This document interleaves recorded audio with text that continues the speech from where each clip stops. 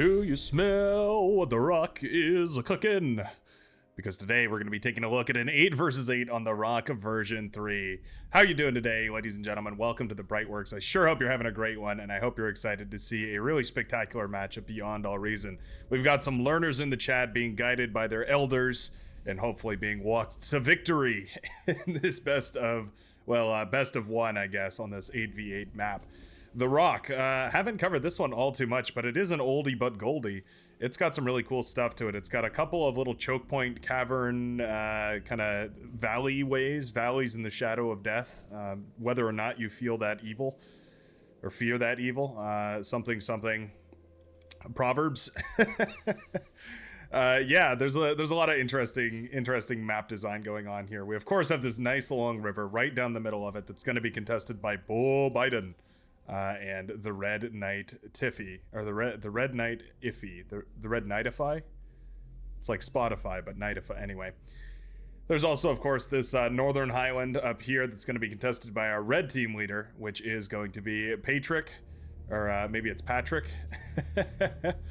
Patrick or Patrick, I guess Patrick is the head of the family. I guess he can be Patrick, but until then, just Patrick will have to suffice. Going to be a Cortex commander here, spawning on the northwestern side. Already has those metal extractors, a couple of wind turbines, and a bot lab all up and running already. There's geothermal back here as well, so I'm expecting to see a really significant eco boost as soon as that comes up and online, and I think I'd love to see, yep, one of these early constructors heading on over there, and that's exactly what we're going to see here. Nicely done. Down on the lowlands here, and kind of with an interesting couple of decisions to make as far as where to actually contribute on the front lines here. It's going to be our blue team leader, Sea Pickle, choking on the Sea Pickle. Sea Pickle here, our blue team leader, although also playing as Cortex, starting up a couple of wind turbines with the constructor. Love to see it. Always good to see those wind turbines coming up nice and early, because you're always going to want that power to continue scaling well into the late game. It's one of those early decisions you can make that can really come back to pay back its dividends in the late game, is getting just a constructor or two to build you some wind turbines, and eventually you're gonna have a nice little advantage when you when suddenly the wind speed drops a little bit and you're left with twice as much wind power as your opponent just because you made more wind constructors. Perseus is in a little bit of trouble over here. No units yet.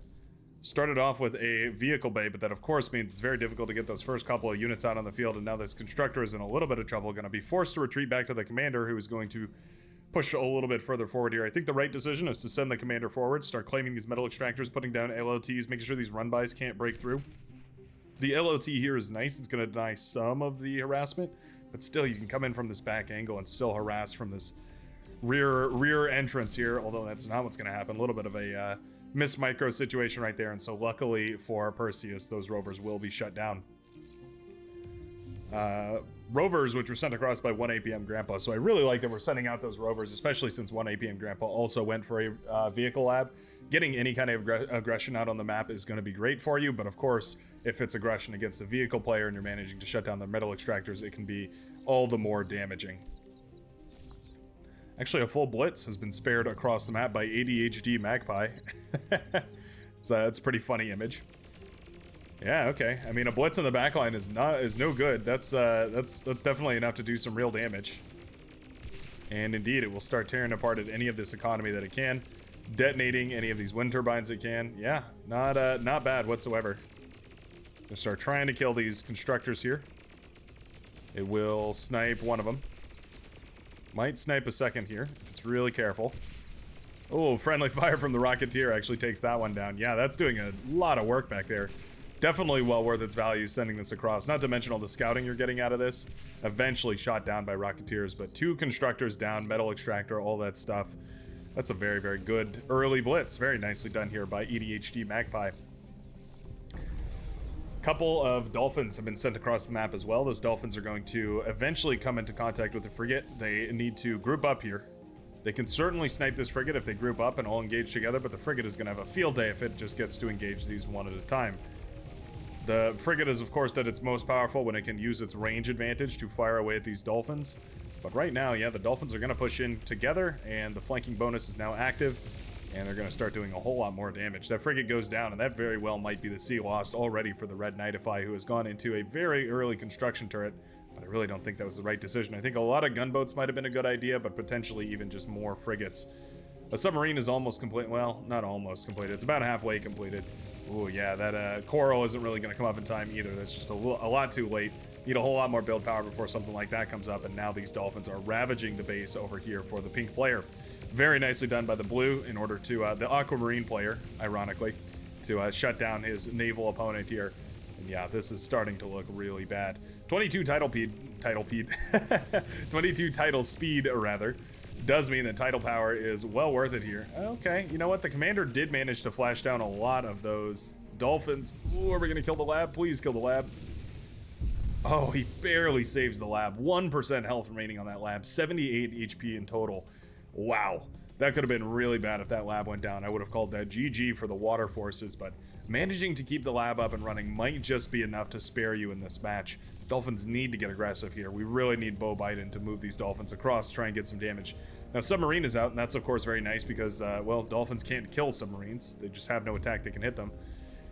The reverse is true, however, for the dolphin, or rather for the orca here to fire at these submarines, which are also just taking fire from artillery pieces. That shouldn't really be happening. Okay. Yeah, I mean, the submarine definitely hard counters the dolphins, but the dolphins can also choose to ignore the submarine and run right past it. So Red Knightify's in a bit of a tricky position here. Needs to get some more tidal generators up, although already has... Oh, no, those are tidal generators. I thought those were energy converters for a second. Okay, has enough energy production. Just needs to get, I think, the lab repaired here. I really think the commander should be doing something, if not anything. And yeah, repairing the lab is certainly one such option. Aggression all over the place. Homeless performer, making it hard for me to monetize here. Powder blue player, making it very difficult for me to monetize here. Got to be going up against Patrick, and Patrick has done a great job of capturing this northern section. You can see those aggravators are now built up in large enough numbers that they can start blasting apart many of these forces here. The bot lab is in quite a bit of trouble, about half HP, and I have a feeling it's going to go right down to 0 here in no time. More and more of those rockets do connect. Ooh, bot lab explodes that rocketeer as well. This is a really, really tricky position for our powder blue player. Gonna need to get something very efficient done in order to come back here. Starting up the heavy laser turret, but there's just not enough metal in the bank for it. And yeah, I don't think there's really much of a way to come back here aside from taking a really efficient trade. Maybe a comm bomb could work, try and move your commander in and try and detonate it on top of this whole force. You'd have to kill the commander, you'd have to kill the Resvot, you'd have to kill all of the aggravators just to maybe justify the comm bomb. But I don't see that happening here. Now, I think Patrick has more than enough micro potential here too, or enough APM, I should say, in order to keep these units at bay. That is a lot of pawns right there. Wow. What are we looking at here? 36 pawns? Well, hell, I mean, that's enough to certainly kill the commander. Rocketeers, or aggravators rather, are probably a little bit nervous seeing that many pawns running towards them. But that being said, they also do a little bit of AoE. So if these pawns are just grouped up... Oh, the D-guns. The D-guns. Oh, he misses the first D-gun. Uh-oh. Yep, the pawn's got a little bit more careful there. We need to split these. Right-click and drag to split them and then jump on top of the commander. And he's got them all balled up. That means those Rocketeers are going to do so much more damage. I really don't like the micro there. I really think it could be a whole lot better. Probably could have killed the commander, if not all of the Rocketeers, if the micro was just a little bit better. You want to split these up onto 2 different sides, and then you want to send them in, right? You want to pincer this force. Since you have the mobility advantage, I don't think it'd be a problem. But yeah, losing, what was it, 36 pawns to a couple of Rocketeers and commander, yeah, that is not the trade that we were really looking for here. And now that's just a lot of metal that's going to be easy to reclaim here for Patrick. As soon as another Resvot hits the field anyway. There it is. It is coming up and out of the backline lab. Looks like there was a little bit of aggression over here. I'm not sure exactly what it was that did that, but certainly something was on top of it. A little bit of metal extractor shenanigans here. Ah, well, okay. It's not a thievery. It's just a little bit miscoordinated, I guess you could say. No, the orange player trying to be very helpful there, so that's very good to see. Bo Biden is holding the line, and now there's a destroyer out, so that's, I mean, it's one answer to those submarines, right? The submarines, if they can take down the destroyer, they're going to have a field day, but we already have the res subs out as well, which are going to be more than happy to patch up that destroyer after it takes a couple of hits from those torpedoes. Submarines retreating now, and, well, when the submarines are retreating, they aren't firing. It's becoming a very tricky situation. Dolphin's doing a great job of tanking hits for this destroyer here. Destroyer, of course, capable of firing away from quite a long range here, the Corsair. Capable of firing from, yeah, I mean, pretty far out. It's effectively your long-range siege unit. right? It's your gauntlet of the seas, if you will. Now we're gonna do a little bit of a resurrection here on this construction ship, and I think that's quite nice. Getting a Grim Reaper, or rather a Death Cavalry out to try and help with that. This area's been walled off cheekily enough, and yeah, I don't mind it actually. I think that's quite nice. Some blue forces are moving up this hill though, and that is a lot of thugs. 20 thugs right here, getting pretty sturdy up here on this hill. ADHD Magpie is in actually a little bit of trouble. Forces are going to need to be diverted to deal with this many thugs because all of the main forces on the front line here. That being said, all of the main forces, a lot of rocket trucks and a lot of shell shockers. Great for dismantling any of these units that are just going to sit still here for the green player. However, not exactly phenomenal against assault units like thugs, pawns, grunts, all that sort of stuff. Now we need to see some splits. The wider you make your army, the better their engagement is going to be here. So we definitely need to micro these. Yep, ADHD Magpie coming under trouble though. One of the problems you run into as a commander against the thugs is that they can outrange you and they can also outpace you. So you're always in a little bit of trouble once the thugs hit the field and there's enough of them to snipe a commander. That being said, the medium tanks are doing a great job of holding here. It forces all the missile trucks back in order to deal with a lot of this. But I think the reinforcements might just be strong enough to deal with this. ADHD Magpie taking a lot of hits though. Oh, down to 8-2, and the commander goes down. All right, nice little snipe right there. Yeah, well done. Blue player managing to snipe that commander. It did come at the cost of a whole lot of thugs though, and that wreckage field is well worth trying to reclaim. Nobody really has an army down south to claim it though. Perseus not reclaiming with the commander, probably just a little bit worried since it is so low health. Gonna use a constructor bot instead, but either way, somebody has to get some sort of reclaim going over here because there's so much metal lying around. Take a look at our metal vision over here. You can see 3.6 thousand metal lying on that line right there. Aggravators up north have broken the line, and now our powder blue player is going to be forced back. Those aggravators are so tough to deal with, especially with the Resvot support. They can repair them all back up to peak shape, tip-top shape, and it won't take long. Oh, okay. Run for your lives. Eventually the Resbots will get out of there, and the aggravators will back off as well. It's when you have an advantage like this is when you start considering going for that T2, right? It's like the old adage goes, T2 is your reward for winning your lane, and this is certainly no exception to that. Where is this Resbot going? He's on a mission. A mission to the front, apparently. 2 destroyers out now. Sorry, 4 destroyers out now. I thought those were LSAWs for a second. 4 destroyers out now for Bo Biden, and that's certainly enough to quickly dispatch of basically any force that comes within range here. Going to be repairing as well with the commander. That's very nice to see. Always important to keep your naval units repaired. They're one of the most repairable units in the game. I say they being very broad here, but it effectively applies to all of them. Cortex or Armada. Naval units are some of the most durable in the game, and also therefore some of the best candidates for repair micro. Similar to the Mammoth plus a couple of Resbots can be a brutally efficient wombo combo. I think Perseus needs to move in with the commander at this point. I really think that's the only way you're going to efficiently clean up this army in any sort of matter what is quick enough to save your skin here. With this many rocket trucks firing away, oh, bombers trying their luck, but those are missile trucks. With artillery trucks as well as missile trucks firing away here, your static defense is just going to be whittled away for free, and it's essentially just metal down the drain. Which is why at this point, it's you have to start taking some drastic measures. Gonna get a jammer up here to at the very least spare from any radar shenanigans. That's not really what's going on here. It's just the line of sight from these whistlers being extremely high. Sea Pickle is now up here with his commander though. That's quite nice. Going to allow for a little bit of reclaim. However, those thugs are going to need to they're going to need to be a little bit aggressive, and they don't quite have the HP for it. So it's going to be a bit of a tricky scenario to try and figure out how to coordinate all that correctly. Okay, 2 destroyers have gone down right now. We are repairing these ships, which is quite nice to see. Res Sub's trying their very best anyways to repair these ships. Some sort of, oh, there's an agitator up here. Interesting. Okay, that's a rare engagement, but yeah, the agitator actually getting a decent job off on these, or doing a decent job firing away at these units over here. Submarines are going to contest these ships, and yeah, it looks like the Red Knightify is actually managing to stay in the game here for just a little while longer. Res Sub out to pick up these ships or reclaim these ships, either one, in order to stimulate the pink player's economy.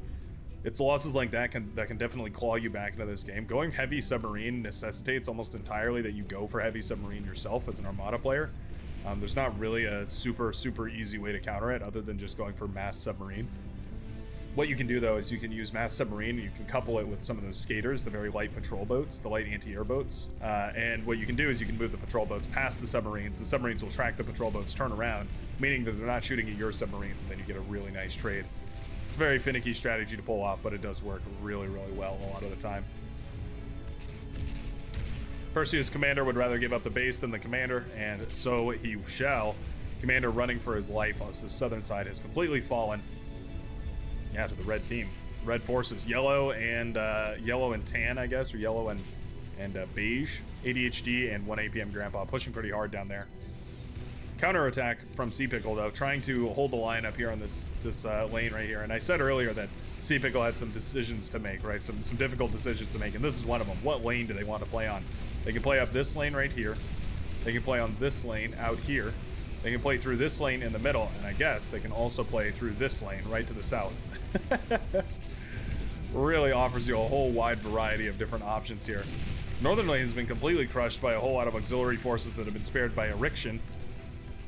Get your mind out of the gutters. It's Eriction, who has now got a whole bunch of Hounds that are helping our poor homeless fellow over here. Yeah, that's quite nice. We've all seen just how devastating the Hounds are, but in case you need one more example, take a look. There they are, devastating everything over here. Rocketbot's not really going to fare all too well against these T2 siege units. What is that? What are we... Is that a sprinter? A sharpshooter? No, it's a sprinter. Okay. Transporting a sprinter up to the front lines, that's a bit odd. Hounds will shoot the transport out of the sky. Yeah, they can do that. Did we go for T2? Okay, so this is the reason why there's no units out, is because we went for T2. So all the production that was T1 units are now T2 units. It explains why there's so many Hounds and so little of anything else. Sheldon are now leaking out on the front lines, but we need some way to efficiently deal with these, and I think the first thing that comes to my mind is a Spybot. A really nice Spybot connection up north would be able to shut down a lot of those Hounds and give you a really good option as far as pushing into them and dealing some damage. Really don't like the bombers here. I think that's probably not a great solution to this problem. Cotton Easy trying to hold the line on the southern side. The Dragon's Maws are coming up and online, trying to make any kind of fortification that can hold off against these missile trucks. And the Dragon's Maw are actually a really good one, for the reason that they are not detected as a static defense until it is just too late. Oftentimes they can catch a lot of those units off guard. Spy camera set up here, that's quite nice as well. Artillery pieces trying to fire on it though. Are they gonna find it? I don't think they found it. I'll make a wall. Interesting. Shuriken around now. Yeah, that's a lot of missile trucks. Yeah. Not quite. I mean, they do manage to paralyze a few of them, so that's fair. The bombers keep flying into these missile trucks. I think we forgot that the missile trucks are anti-air. It's very tricky, but yeah, I mean, well, I guess what else can you do as a Cortex air player, right? He tried the Shurikens, those aren't going to work any better than the bombers are. And eventually this will all be cleaned up by the forces that are coming out of Sea Pickle's base. But Sea Pickle is routing those forces away from a front line that he was fighting for the longest time. Lost the commander up here even, and now there's a constructor up here to reclaim all of this juicy metal. 6.2 thousand there before the commander was eaten up. Very, very nice, and gonna all be going back to the economy of 1 APM Grandpa. Speaking of economy going back to 1 APM Grandpa, certainly could do with a little more build power and some more energy production here. Got a lot of turbines, very prone to bombing here. Would love to see this constructor working on some advanced solar panels or just even more wind turbines. Anything to get the economy up and running so that you can go into T2. Right now, a bunch more build power would be underway as well. 3 or 4 construction turrets would be well enough to start pumping out medium tanks and actually using all the metal that you've currently got here, 1 APM Grandpa. You can see pulling in about 50 per second when that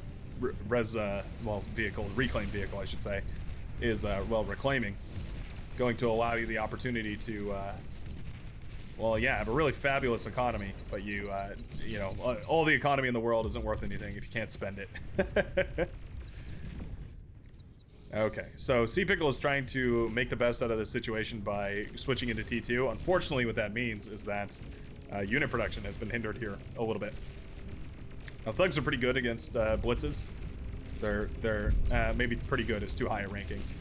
I would say C tier against blitzes. That's a difficult matchup for the thugs for sure, especially when there's this many blitzes. They can really get on top of things so quickly. Now fiends are a much better answer here, and we could start producing them. I think fiends are really your only savior here, but there aren't going to be any on the field. No saving grace from any other forces as well. That's going to be the T2 lab going down. What a bummer. Just came up online and now it will go down. That is some critical damage right here from the yellow player. Very nicely done, pushing forward at just the right moment, catching that player just before the T2 transition was completed here. And that does mean that will be essentially C-Pickle wiped from this game. Are there any constructors left for C-Pickle? Well, there's a Resvot.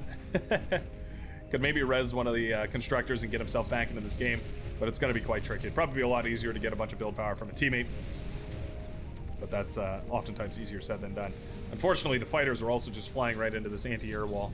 That's always that happens quite a lot. That's a really difficult thing to catch a lot of the time. Dragon's Maw popping up and flaming all these things down. We'd love to see some build power spirit over here to repair all these. Can make it very, very powerful. All the thugs go down though. That's free metal. Eat it up and turn it into more static defense, I suppose.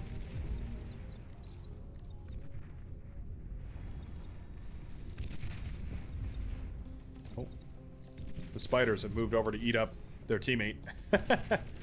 Bit of a greedy play. Go for the eat on your teammate. Not usually encouraged.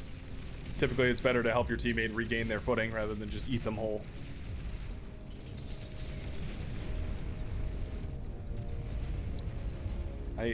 Oh yeah, a little bit of friendly bombing right there.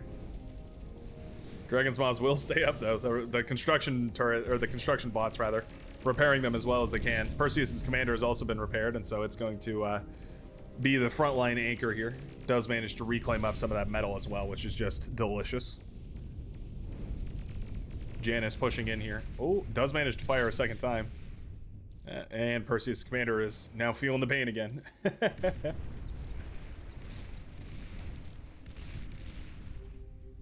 Enough Sheldons were built here to cause a little bit of a problem. But we do see the Spybot. So this is what I was thinking would be a great option for the red player, but it looks like the lavender player is going to jump to the punch here a little bit quicker. Oh, detonate. Oh no! Oh, miss micro right there. Unfortunate. That Spybot could have had a huge connection right there, and unfortunately didn't detonate on time. Could have been a total wipe of the T2 forces here for the red player. Unfortunately, not going to be the case, and so these Sheldon are going to continue firing away. Our powder blue player is still just hanging out here with his commander. He's also got a bunch of fiends. Well, sorry, Patrick has a bunch of fiends that are right next to the blue commander. And I'm a little bit worried that those are going to get de-gunned away as the commander is sort of hiding behind the crevasse. What Blitz is looking for an angle as well. Bladerunner trying their best to contribute on this force wherever they can.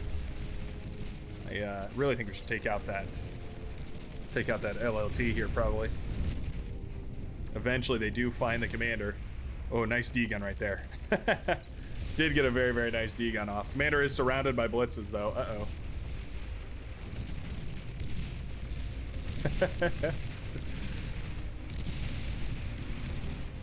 6% left on that commander. 4%. Oh. Big Spybot connection right there. Does paralyze all of those fiends. Those are the frontline aggression right there for the Oh, don't walk your commander back into your team's units. Oh no. Okay, luckily, blue player didn't walk the commander back into this big bundle of forces. That could have been devastating here for the purple player.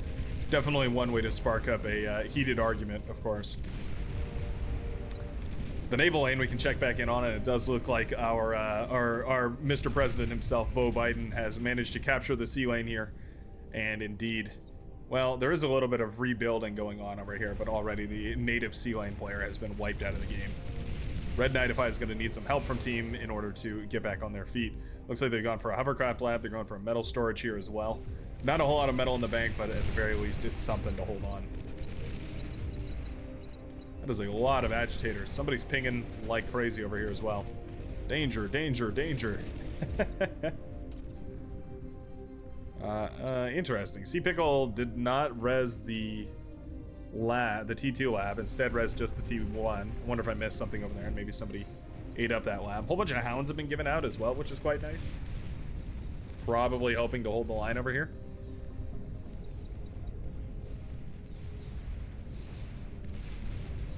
And missile trucks are pushing into the back line, though. They've been a pain in the butt for the southern side for quite some time here. None of these metal extractors were ever taken, though. It's kind of an oversight by the red players on the southern side here not to take any of these metal extractors. I mean, 2, 4, 6, 8, 10, 12, 14, 16 metal per second that'd be going back to them. I don't know. Seems more than negligible to me. Less than negligible? Seems not negligible. Bladeruners commander here trying to D-gun away whatever it can. Will go down eventually, though. Regardless of its best efforts. A lot of those Hounds died over here. Not sure exactly what killed them, but the Sheldon are also dead. Look away for 1 second and everything melts away. It is the way of the bar. Archangel's pushing forward here, but that's actually a little bit of miss micro. Yeah, shouldn't really have those pushing forward. They're definitely a sort of backline support tool. Definitely don't want to get those engaged in the fight. A capital ship was built here. Wow, okay. Well, I guess we know where all the reclaimed metal was going, right? Capital ship was built here, and I guess the capital ship could definitely do a lot of damage should it get across the map. I mean, yeah, you put that thing in the back line over here, and you're going to be able to shell away at least a couple of bases. 2, 3, maybe even 4 bases. You know, the capital ship is so metal dense, it's oftentimes not worth going for. But I think in this kind of a situation, it might very well be able to do enough damage to justify its insane cost. Mauser are out now, which means we must have transitioned. Okay, so we're going T2 vehicles and T2 bots. Interesting. I mean, I don't mind it. A stellar economy here for our purple player, Erection. Doing a great job of managing to scale the economy while also holding all the lines necessary. Very nicely done. Southern side, I mean, what a wasteland. This area has been turned into nothing but dust and debris here. Resvot's trying to pick up whatever was left, all the corpses that were left over after the many battles that were fought there. Finally, we get some T2 units out on the field, but no T2 economy from 1 ABM Grandpa, so unfortunately those bulls are going to be rolling out at a snail's pace. At the very least, the metal extractors are going to be upgraded here. That's going to be quite nice as far as the economy goes. Capital ship needs to move in, though. This capital ship could certainly save the southern side by doing enough damage to these players over here. Got to be so careful with it, though. This whole area isn't really wide enough that you're never at risk of being D-gunned, so you have to be very careful about where exactly you're going to be firing. Do we have any vision over here? Not really. No. Bo Biden could definitely get a lot of damage with this ship done, but he needs some sort of a scout, so I'd love to see either our air player going for a whole lot of scouting planes to give vision for that capital ship, or maybe just a couple of seaplane scouts, which are also very, very powerful. Oh, well, speak of the devil. Looks like we will have Horizons coming out indeed, and going to be moving out in order to try and give a little bit more vision, hopefully figuring out exactly where some of these units are parked and where some of the eco is parked. It's like regardless, the capital ship is firing into the space over here. Enough build power to patch everything up, but once the build power goes, then you're going to start really to feel the pain.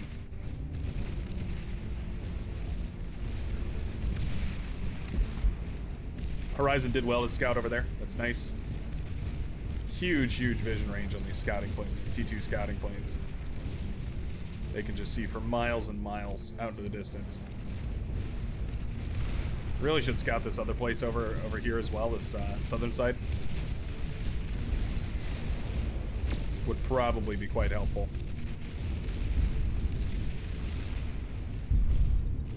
Finally, a Spybot is brought out for the red player. Going to allow for some more accurate long-distance barrage of Sheldon fire. Are we going into any sort of tech transition? Doesn't look like it. I mean, the T2 metal extractors are being built over here. Looks like the T2 constructor was killed. So no more shall those T2 metal extractors be upgraded here. A little bit of a failure to propagate T2, I feel like. Yeah, I feel like T2 has kind of been lackluster for the red team. Some people went to T2 really quick, and they were able to hold their lines phenomenally, push their lines even. Others didn't go to T2 at all and are still fighting with T1 units. And I think right about now it's time that we at the very latest, start thinking about T2. You really can't, you can't afford to stay on anything else. Oh, Spybot was just barely mismicroed there. The timing was off by just a hair, and it was not able to paralyze all this. Otherwise, it would have been a really, really nice connection right there. Radar bot goes down, or at least one of the radar bots goes down. The radar jammer, that is. Well, the actual radar bot might go down here in just a second as well. The problem with the jammer bots is as soon as they take even a hair of damage, they stop working. They just completely shut off, which is a bit weird. Don't quite understand that functionality, but it is what it is. A lot of gunslingers have been built here. We've covered gunslingers before, but to reiterate for anybody who might be new, first of all, welcome to the Brightworks. Hope you'll consider subscribing down below. But also, the gunslinger is very powerful against T1 vehicles, and it's good against T1 bots too. It's basically really good against T1. It is much, much less effective against T2. Like starkly less effective against T2. Meaning that it kind of has this window, right, where you want to use them just before T2 gets out on the field. Huge Marauder run by over here, though. Spotted it on my minimap to see these Marauder ravaging the base over here. There's also a couple Marauder moving up north here, and I think they're going to get a nice little connection as well. But yeah, these Marauder have now torn apart the production here for the red player, and that is very, very nicely done. Really, really nice. Going to shut down any remaining resistance reinforcements coming up to this line, and that is so comforting as the players down south, or well, up north here on the low ground of the north here. Because it means that every unit they kill is a unit that is permanently removed from the battlefield, essentially. And it's also the air player taken out. Yeah, no more air forces here for the red team, which is quite important. It means that bombing runs are quite viable. It means that EMP runs are quite viable. Capital ship never ended up moving very far forward, which is a bit of a bummer because it certainly could have done a lot of damage, but unfortunately it will just remain in its way. It's sitting over here and barraging whatever it can. I guess it's firing at a static defense anti-air turret that's resistant to bombing. It will never kill this. Better odds against this group of defenses over here, though. A couple of ambassadors, sure. Really, I think this thing should just move forward. 2 capital ships on the field now. Jeez, that's a lot of metal here. If we take a look real quick, just real quick. I harp on this a lot, but it's worth making the point. 34,000 metal for 2 capital ships here, and I mean, they've effectively besieged a small portion of the red team. I think these Marauder that encompass just about 4,850 metal have done quite a bit more for quite a bit less. Just something to consider. Amphibious gantries are a thing too. It's enough Hounds to basically deal with anything. Anything T2, that is. T3 you might struggle against some compositions, but certainly even pretty good against T3. Probably kill Marauders, probably kill Shiva. Yeah, that's I mean, Hound balls are definitely well worth fearing. Live and let die, trying to get in the way here. I don't mind it. Yep, this is exactly what I expected up north here. The forces are now overwhelming. Mauser organized very splendidly. Lovely little formation right there. Little box formation. Hold on, I'm gonna clip that. That's a beautiful, beautiful little array of Mauser right there. Love the way that all of them are facing in the right direction too. Beautiful. Anyways. Marauder got a great scout off on this base, so at least the capital ships know what they're aiming for. There are submarines underneath here, but no anti-sonar detection. There we go. Finally, some paladins move in here, and those will eventually clean up those eels lickety-split.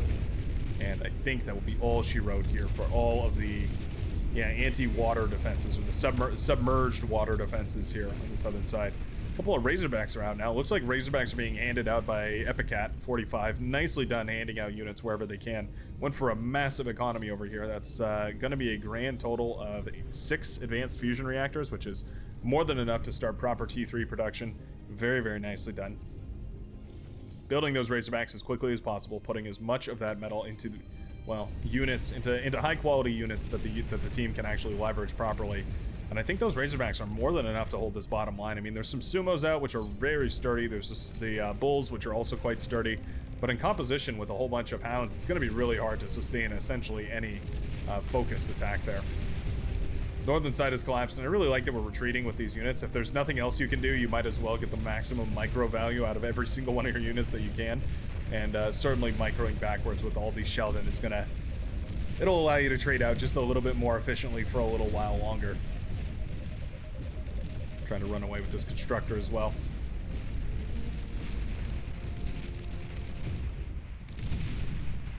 And it looks like the red team will eventually collapse under the weight of the blue.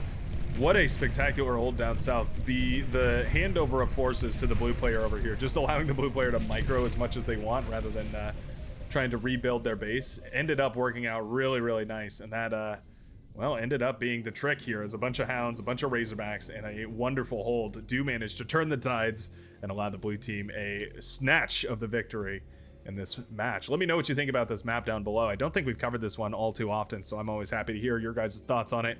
Hope to see you in the very next daily Beyond All Reason video. Peace out, folks.